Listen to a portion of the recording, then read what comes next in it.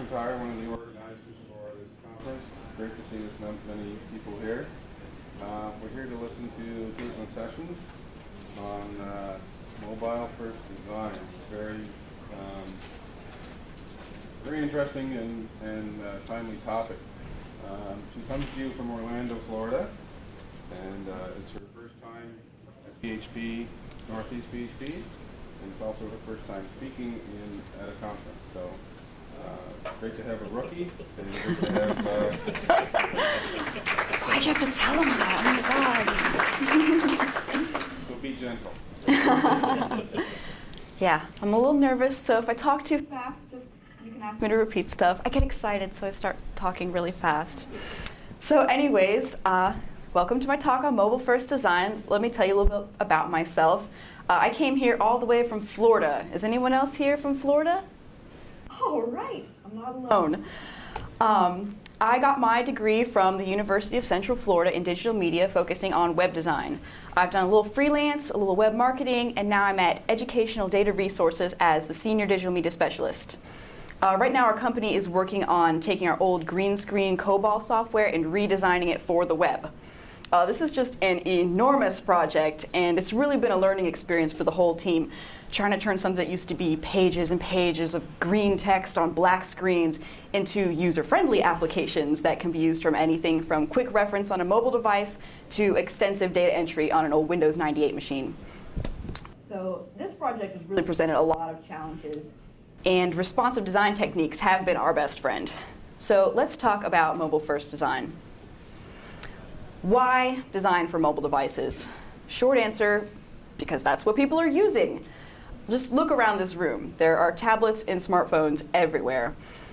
But of course, everybody in this room probably has a big souped up desktop at home with no less than 2 monitors. But that's because we're a bunch of nerds. But think about your neighbor or your roommate or your mom. What are they using to browse the web? More and more frequently, they're using a mobile device. Let me lay some stats on you here. There are over 3.2 mobile web users worldwide. By the end of 2013, there will be more mobile web devices than people. I know that's already true in my house. And in the US, 25% of mobile web users are mobile only. These mobile only users are most likely people who come from lower income families and older people. These are households where there's just one computer in the living room for dad to pay the bills and the kids to type up school papers. Everything else, social networking, shopping, reading, searching, is done on smartphones. So obviously it's important to cater to mobile users. But how? Sources. The first thing we need to decide is whether we want to build a native application or a web-based application or site. A native app being, of course, one that you download and store locally on the phone or device, and a web app being one that is accessed via the web. As a mobile web developer, obviously my answer is almost always going to be, build a website. But often different projects will be better suited to one or the other. Each platform has its own strengths and drawbacks. Native apps are great because they work offline, can generate revenue by making people purchase it, and can access device features like the camera, the compass, and the GPS. So if your project is a social networking site or a game, a native app might be the way to go. But native apps have problems too, the biggest one being that they are device specific. If you decide to create a native app, in order to reach all of your users, you have to create at least a version of your app for Android users, one for iOS users, and Windows Phone users. Web-based apps, on the other hand, will run on anything because they're written for the browser, not the device. This means you'll need fewer developers with less required knowledge and less code to maintain. Web apps update in real time. You don't need to worry about whether your user is using an old version of your code because they simply can't. Web apps can be found through web search engines, which leads to more exposure, and because they're faster and easier to create, they are less expensive to produce. The obvious drawbacks of using a website are that they're slower than native apps and require an internet connection to run. Now, when I was doing my research putting together these slides, I came across a lot of articles about hybrid apps. And I'm sure some of you had heard of or used these before, but this was a totally new concept to me. I haven't worked with these directly, but they sound really cool, so I felt it'd be just a crime to leave them out of my presentation. Basically, a hybrid app is an application written with web technologies that runs inside a native app container. It seems like it takes the best parts of native apps and web apps and combines it into a super app. Because it runs natively, it works offline and has access to the phone's native features. And the fact that it's written in HTML and JavaScript means shorter production times. However, at this point, these apps tend to run more slowly than even a web app would run and can be difficult to debug. Also, it still requires that you package differently for various operating systems and sell them through an app store. So this is a technology that I'll definitely be looking into for the future, but for now, in most cases, the most cost-efficient and time-efficient option is going to be creating a mobile website. So we're going to create a mobile website. Again, we run into a big decision. Do we want separate mobile page, or do we want to use responsive design? In other words, do we want to have two versions of our site, one for desktop and one for mobile, and use browser detection to direct our users to the appropriate page? Or do we want to use responsive design to create one page that will serve users across multiple platforms? First, let's talk about what it takes to create a separate mobile page. There are several libraries out there like jQuery Mobile and Dojo Mobile that are great for easily creating mobile pages. They imitate the look and the feel of the native app on a phone and can be really quite slick. However, when you scale it out to a full browser desktop size, they tend to be pretty meh. So people who use these libraries often need to create several pages or separate pages and use browser detection to direct the user to the appropriate page. This means keeping up with two different versions of your site. But here's what I say: mo code, mo problems. Let's have one code source serve every user, no matter what device or browser they're using. If we do it right, we only need to maintain one site, and it will serve everyone, and it will serve them beautifully. So how do we give a great experience to users on all devices? We start by doing some really great user-centered design, and then we build that design responsively. Here's a few important terms to know. User-centered design, a process in which the needs, wants, and limitations of end users of a product are given extensive attention at each stage of the design process. In other words, design for the user. The user is king. Responsive or reactive designs are designs laid out using percentage widths, scalable images and texts, and media queries to ensure that the content always fits the viewport. In other words, designs that scale. Mobile-first design, combining these techniques to create beautiful and effective user experience across multiple devices by designing for the mobile user first. This means that when you start your project, you plan first for how it's going to look and act on a mobile phone. The first designs you make are going to be for a 3 or 4 inch screen, for fat fingers, on a slow connection, with a user who probably doesn't want to spend a lot of time on your page. You also want to add to these inherent constraints by instituting constraints such as, can the user find what they're looking for in 3 clicks or less? Can someone accomplish a task with only one thumb? And can the task be completed in seconds rather than minutes? That is so many constraints. Many people initially balk at the idea of mobile-first design because of the limitations of the mobile platforms. When beginning a project, people tend to picture their future site as this wonderful cornucopia of webby goodness, just overflowing with functionality and glorious design, and they don't want to try to shoehorn their dreams into a tiny mobile browser. But I say, limitations are good. We're going to run into them sooner or later, so the best way to get through them without ending up with a crummy second-rate mobile experience is to face them up front. I've had the opportunity to work on a team that's creating a project that is extremely data heavy. And while it's often a nightmare, it's taught me a lot about prioritizing content. I've noticed that you back-end guys especially need limitations. A lot of programmers have this mentality of, here's all these cool things I can do, now go figure out how to put them on the page. This is wrong, wrong, wrong. We need to think, here are all these cool things the user wants to do, how are we going to help them do that?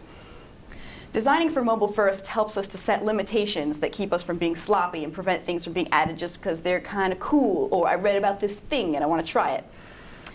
It's important to prioritize your content by deciding what elements are most important to your user so that you can present them with the information and functionality they want without inundating them with extra fluff. But that doesn't necessarily mean that we can't have fluff and fun extras. That just means it's going to take a little extra effort on our part to make sure that the fun stuff is presented in a useful way. So when responsive design for mobile devices was first becoming a trend, the idea was graceful degradation, or starting with a fully functional site on the desktop, then slowly removing content and functionality as it stopped working on smaller and less capable platforms. For example, removing Flash content when a page is viewed from an iPhone. This was a great idea, but oftentimes it can leave the mobile experience feeling unfinished or lackluster. Out of this idea came the idea of progressive enhancement. In this frame of thinking, you start out with the leanest, fastest version of your site with only the most essential content. Once that has been made available on all platforms, then you can start phasing in extra content as the platform allows, enhancing the mobile experience on desktop without taking anything away from the mobile user. So instead of going from a good site on a desktop to an okay site on a mobile, you're going from a good site on a mobile to a great site on a desktop. A good way to visualize these two ideas is by looking at these two pictures of Susan Lucci and George Clooney. Both started out as extremely attractive people. On one hand, Miss Lucci has aged fairly gracefully, looking way better at 66 than we could hope to look at 46. On the other hand, holy cow, look at George Clooney. This guy just keeps getting better and better looking. So the takeaway message from this is, while your website will be fine as a Susan Lucci, it will be better as a George Clooney. So if we're looking at our potential site from a progressive enhancement state of mind, the absolute first thing we need to do is figure out what parts of our site or product are going to be the most important for our users. Let's look at an example of this. One of the projects I'm working on currently is creating a student portal.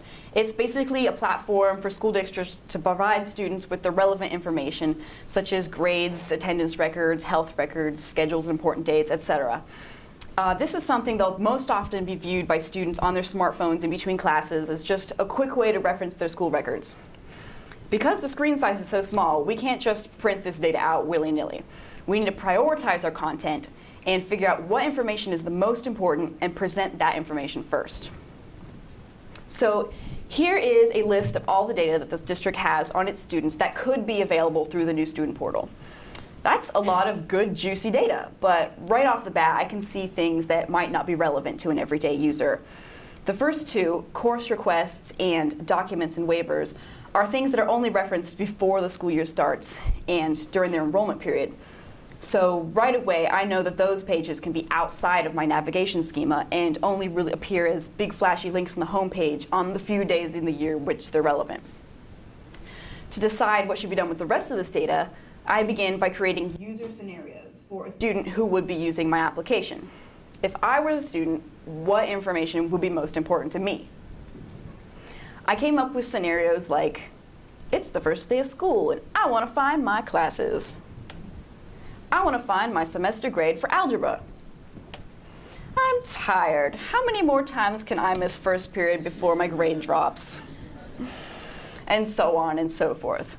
From these user scenarios, I could surmise that things like schedule, attendance, and grades will be very important to my users, while information such as disciplinary records or special programs, while still relevant to my user, were of secondary importance, and I could arrange my navigation to reflect this importance. Armed with this information, I decided on a menu of 5 items, the maximum amount I could fit comfortably across a mobile screen. My menu items being schedule, grades, attendance, student info, and student records, with student info and student records being pages with submenus to data items I felt were of secondary importance. So now that we've decided what our user wants and how our basic navigation through the site is going to be structured, we can begin wireframing and designing our layouts. And of course, since this is mobile-first design, we start by addressing our limitations. Our limitations when designing for mobile devices really fall into three broad categories: size limitations, speed limitations, and user limitations. Actually, make that two broad categories. Users don't really need their own bullet point because they're the root of all of my problems. Every site works perfectly until a user gets a hold of it.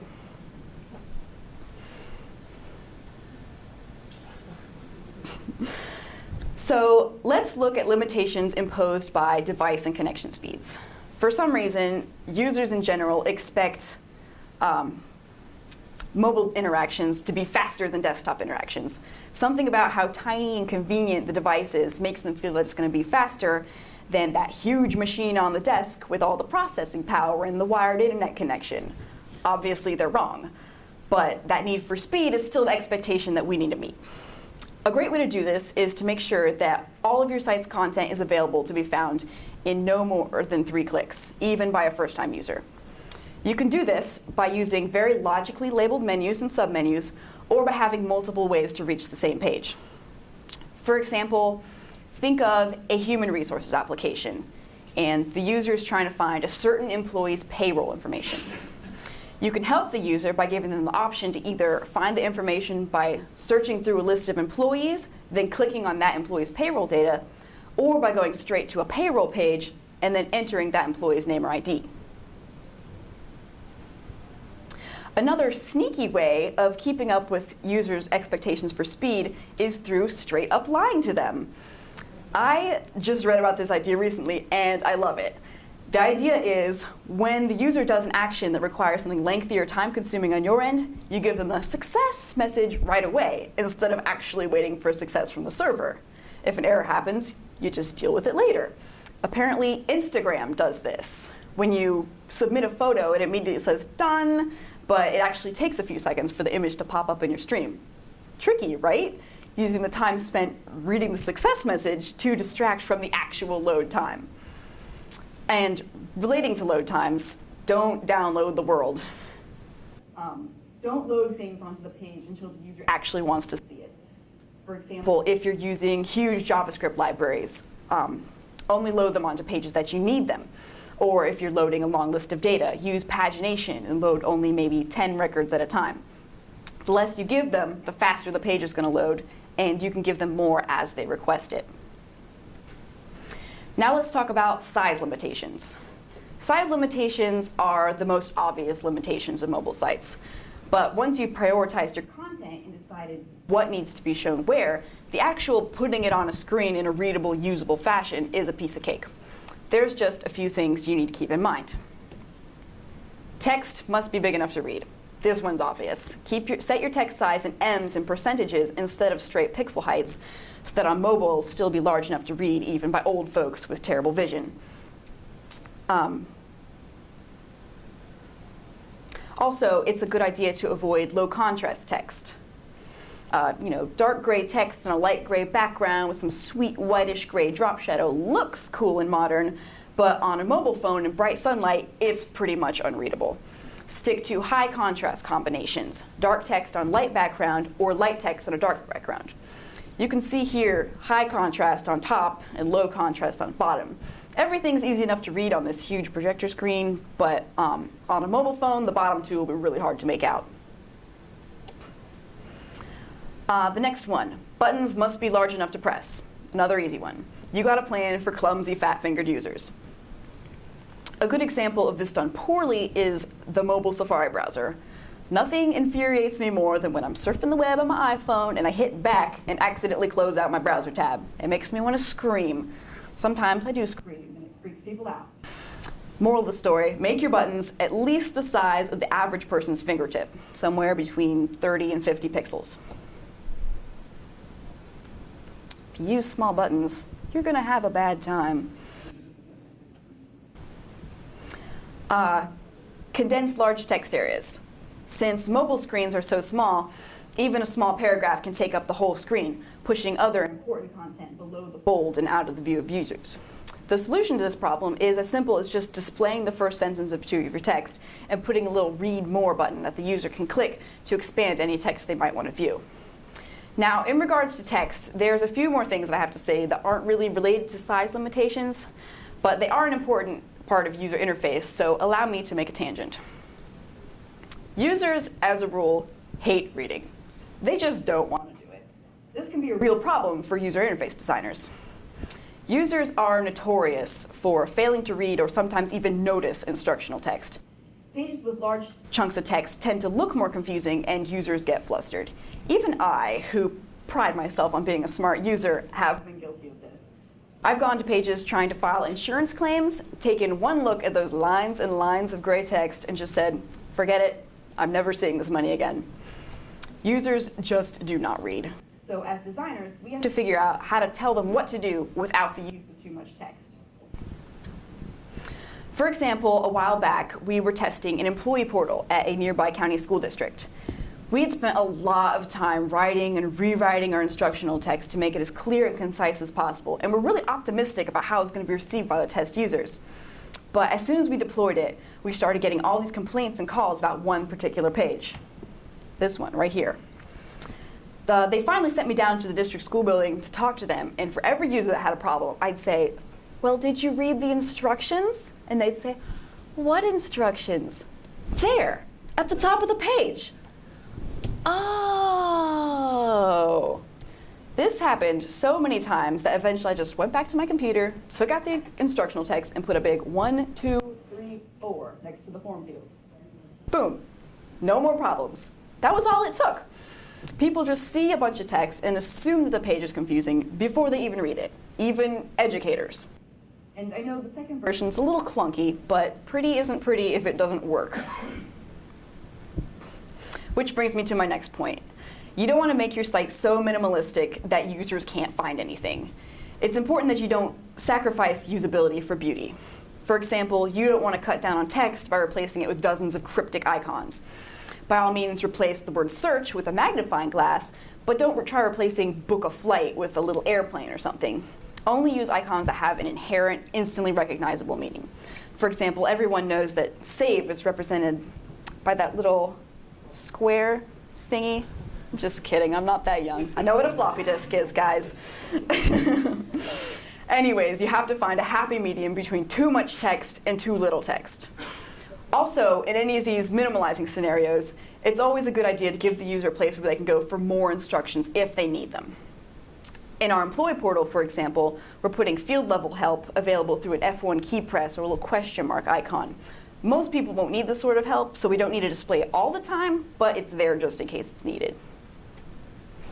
Now back to size limitations.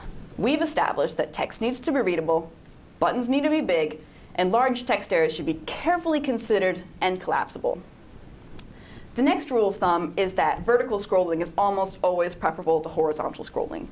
Unless it's going to a new page or revealing a hidden menu, a horizontal swipe should not be required to view more data. You can overflow as much content as you want vertically, but keep it within the viewport bounds horizontally. Unfortunately, when your application needs to display large amounts of tabular data, this can be impossible. The solution to that is by replacing your horrible, ugly tables with beautiful, streamlined lists. Allow me to demonstrate. Here is a table of some sample data from a student's health records. This is way too big to fit across the mobile screen, even in landscape mode. If we were to put it on a mobile page, the user would need to scroll back and forth horizontally to see all of the data. The solution is to pull out the most important data, which in this example would be type of health screening, the date it was given, and the outcome, and display it in a list, like so. The rest of the data can be viewed on click in a little drop-down expanded area. Boop. The Dojo dgrid has a plugin that will do this for you, and I think jQuery has a version of this too, but honestly, I've just had the most luck with building my own. In rare circumstances, sometimes a list just won't cut it, and you need to put your data in a grid, and it's gonna overflow horizontally. When this is the case, an elegant solution is simply locking the key column in place so that when the user scrolls to the right to see the rest of the hidden data, they can still tell what they're looking at. Sort of like this very sad PowerPoint illustration I made. That took me forever. if you Google around, you can find better live examples. A company called Zerb makes one that I like a lot. So everything I've talked about so far, choosing a platform, prioritizing our content and navigation schema, and coming up with solutions for how our data is going to work within the limitations of a mobile browser, are steps that need to be taken before we ever start building pages. Once you've done all these things, you can start wireframing and making design mockups, being sure to carefully consider everything you've learned during the planning stages. And now that the planning is done, we're ready for the fun part. It's time to build. This is where responsive design comes in.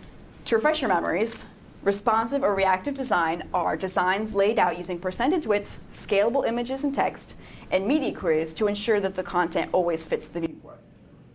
Now, since responsive design is something best explained outside the rigid bounds of a PowerPoint slide, let me switch over to a few example pages. Bear with me here. You saw what was going on with my computer.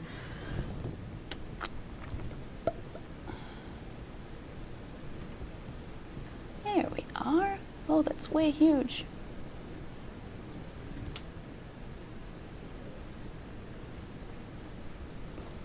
If you want to follow along on your own device, I'm going to my portfolio site, katelynsessions.com.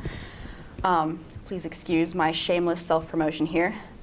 So this here is my super simple example of percentage widths. As you can see, I simply made a container with 100% width and 100% height, and put 4 divs inside of it, each with 50% width and 50% height, and then floated them all left. No matter how I squish this, these will stay in the same arrangement. Now, if you're looking at this on a phone, this page will look a little bit different. Can't grab it. Something like this. Float them left is what you meant? Yes, I just floated them left. You'll see that the divs have stacked up on top of each other and the center image went up to the top.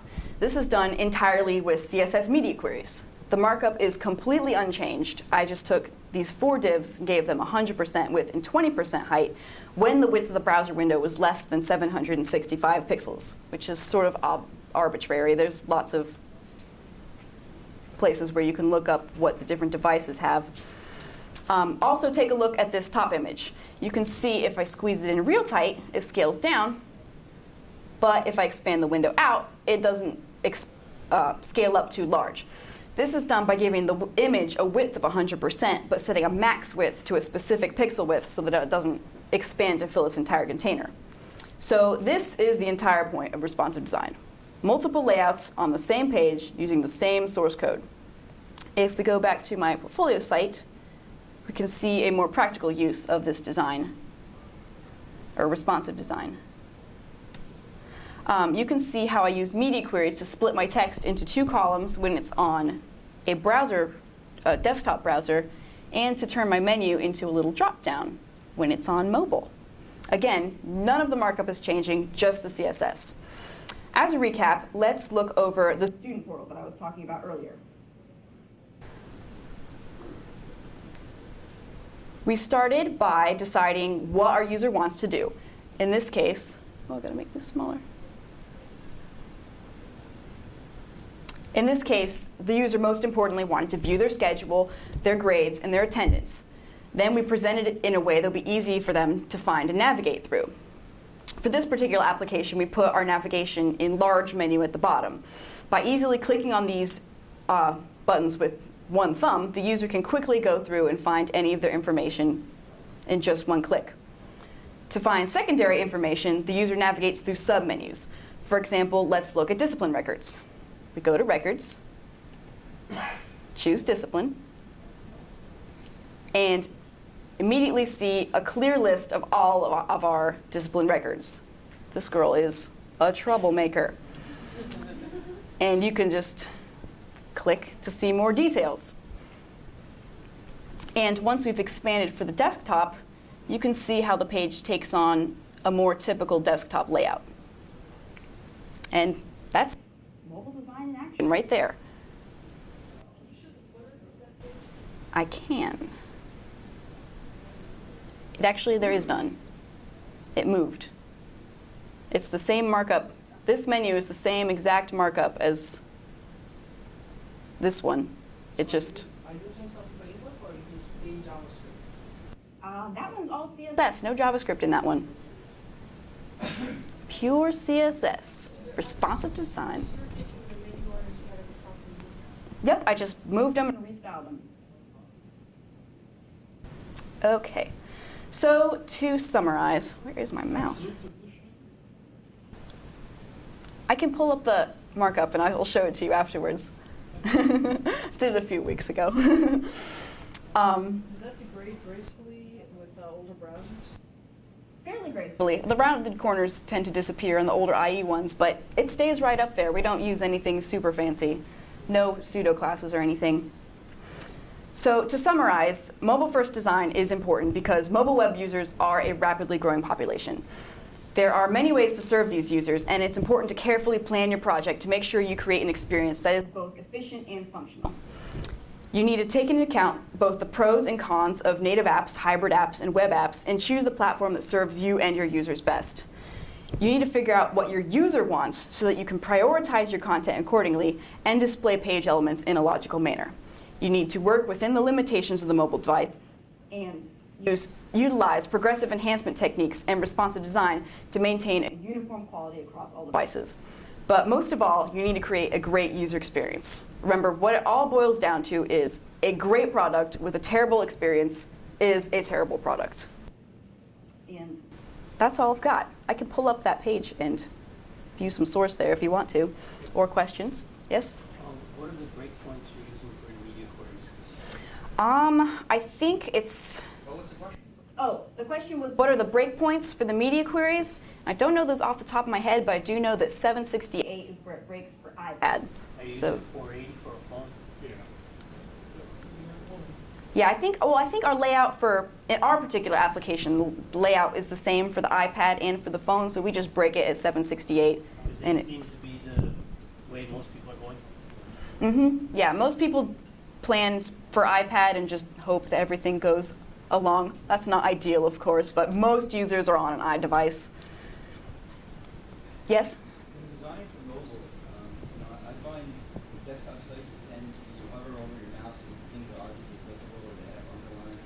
How do you find make a mobile app even though they can click on it and find more information and pull up your discipline record and show you extra information? I wouldn't know to click on that. Yeah, he's talking about like affordance. How do you show that something is able to be clicked on? And that actually, you've got a good point. That list needs a little work. It's a work in progress, but a lot of times, just by adding a little gradient or a drop shadow to it gives affordance. And he also mentioned like hover menus, how you would hover over something on a desktop and it drops down. A lot of mobile browsers actually do this for you. They just change the hover into a click, or you can add in a little extra JavaScript, add a little on-click function to address that. Do you do landscape and portrait models also? Yeah, CSS can check those for you. I think HTML can check for you. JavaScript can check for you. There's a lot of ways to query what device the browser is facing. We haven't addressed that on our app. We just have the portrait mode is the mobile view and the landscape mode is the desktop view. Is how it's working out. That seems to be working best for us. In the back? I was thinking about text a lot when you brought it up, and one thing that I don't know if you want to comment on or anything is what do you think about setting up your data such that you have like taglines or headlines or something, so rather than taking a big long thing of text and just showing the first sentence, using specially designed data for that, like a headline or a tagline or something like that. Okay, right. He's talking about for what I was talking about when you have a large chunk of text and you only want to show just a quick blurb. He says adding something to the markup or your data that's coming back, like use this as the tagline and this is the rest of it. And I actually do that in my site. That's a really great idea to specify, how much you want to show in your tagline, because sometimes the first two sentences won't make sense, or they'll be really long sentences, or you cut off at a certain, something weird. So that's a good idea, using your markup to tell what's the tagline. So Photoshop and Illustrator Illustrator aren't necessarily tools that are designed to be responsive. So how do you approach designing comps that are fluid? Do you design in the browser? Do you design using the framework that you're using yourself, or do you create a set of mock-ups, sort of best case scenarios, and then present those to your coders? Okay, so the question was how to design for responsive design using tools, mock-up tools like Photoshop and Illustrator. So usually you start by kind of, doing your wireframes. How is this going to look on a mobile? How is this going to look on a desktop? Just deciding where the content needs to be, and you set, certain breakpoints. Here's what it's going to look like at 480 pixels. Here's what it's going to be shaped like at 768. And then you take, for example, your desktop. Instead of just having, okay, this blue bar at the top on my file, it is 1,064 pixels. I'm going to set that 1,064 pixels in the browser.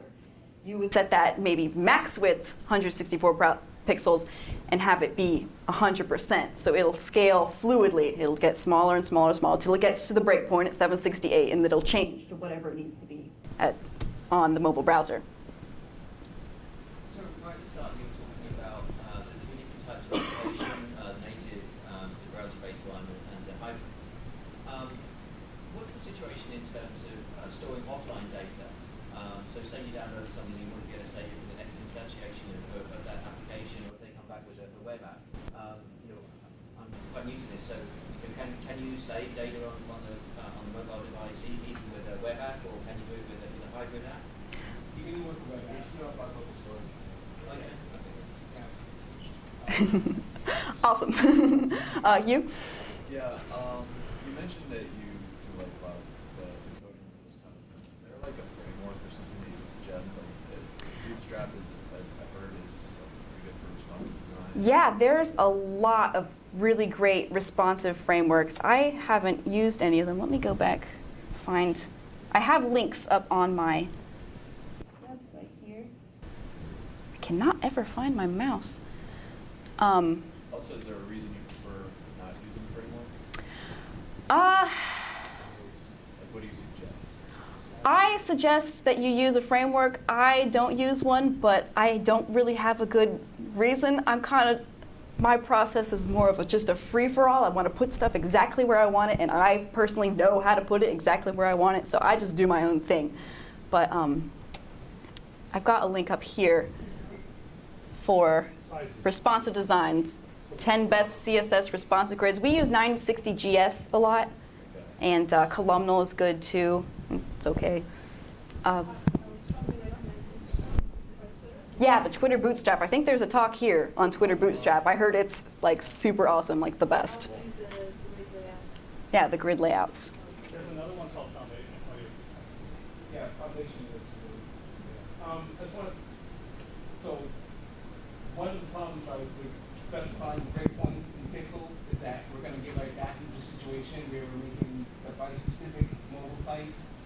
So you don't want to do breakpoints in pixels and do breakpoints for specific devices, because you're saying there are hundreds of different mobile devices, right?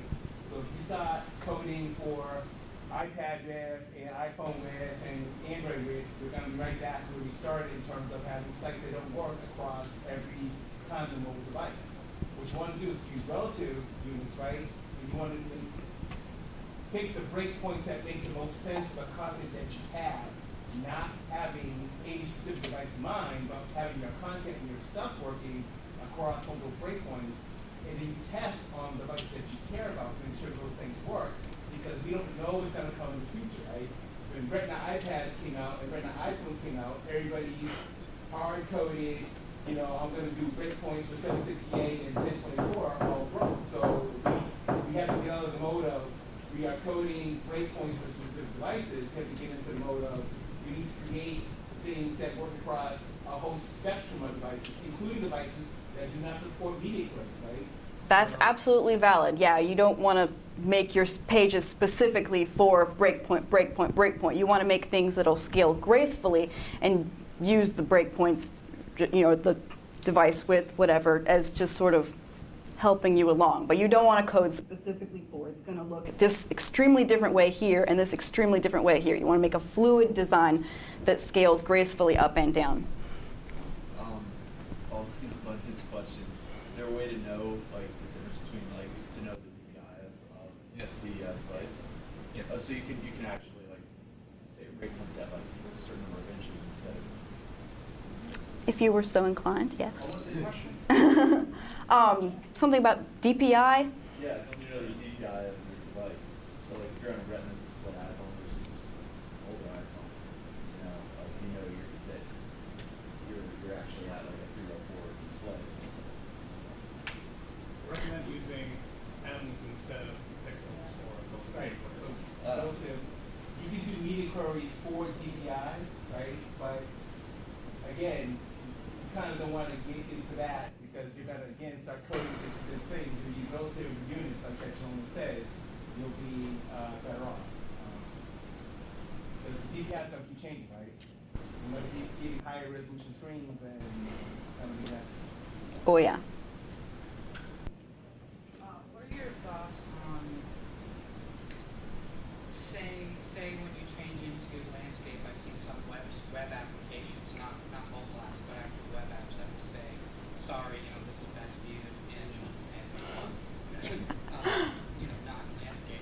Do you have any preference, like go that extra mile and make it work in both landscape? Is that? Yeah, I say if you're going through all the effort to make it mobile design, let them view it however they want to. Some people, they want to see it sideways, and I don't ever want to tell the user, no, you can't do this. You got to figure out what they want and facilitate that. Never tell the user they can't do something. Figure out how you can help them do whatever that weird thing is that they want to do.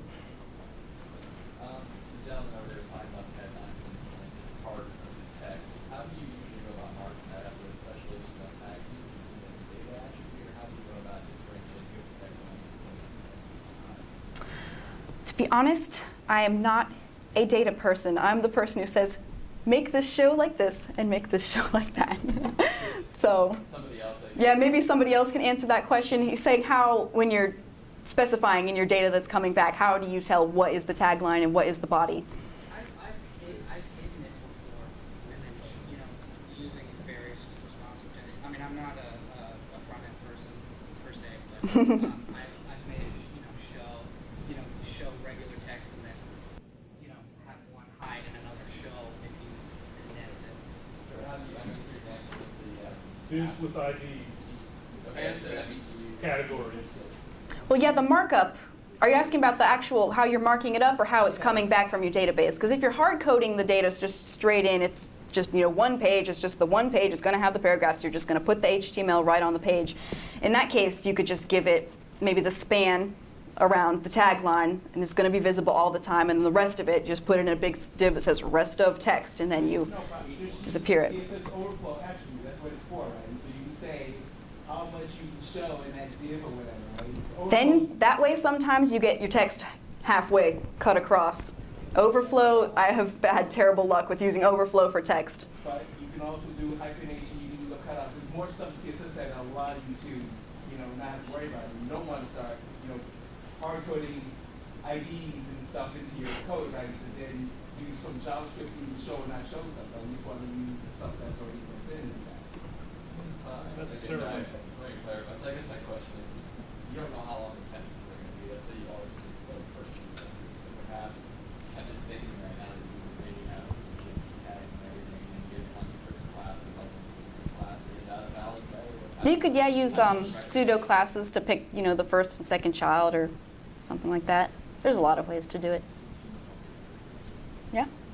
When you're working with a client, since traditionally people just pass off a desktop mock-up for approval or whatever, are you, since you're doing mobile first, are you showing them mobile literally first, or are you showing them both at the same time, or is mobile for your reference and they get the desktop? Or? We usually show them both because a lot of times for our clients, they really want the mobile version because we're making portals and applications for teachers to use in the schools, so they want to have it on an iPad, be able to take their attendance on an iPad. So we show them, here's what it's going to look like on your iPad in the classroom. Here's what it's going to look like, you know, on your desk at home. So we like to show them both right away. Mm-hmm. Yes? This is more of a administrative question. Do you have any books to give away? I do have a book. I forgot about that. Great job for your first session. Thank you.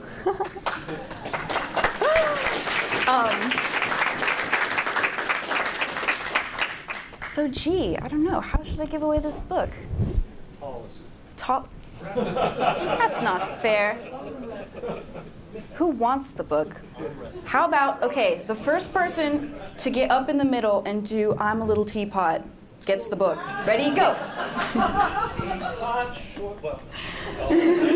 You had a head start. You had a head start. Let's get some people up here.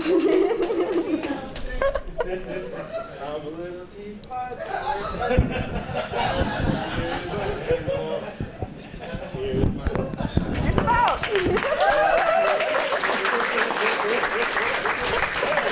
Keep going, keep going.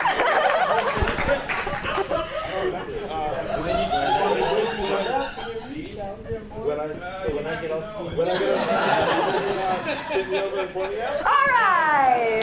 Thank you very much. Now I'm not the only person that has to feel uncomfortable up here today. Ah. Yes, in the back? I just want to put the foundations of design and practice that we just showed empathy to the user. I really want to acknowledge you for it's your first time speaking up there and having the courage to do in front of everyone. So thank you for just everything you taught us. Oh, thank you.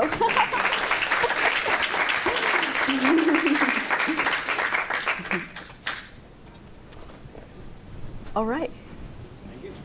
Let's go eat.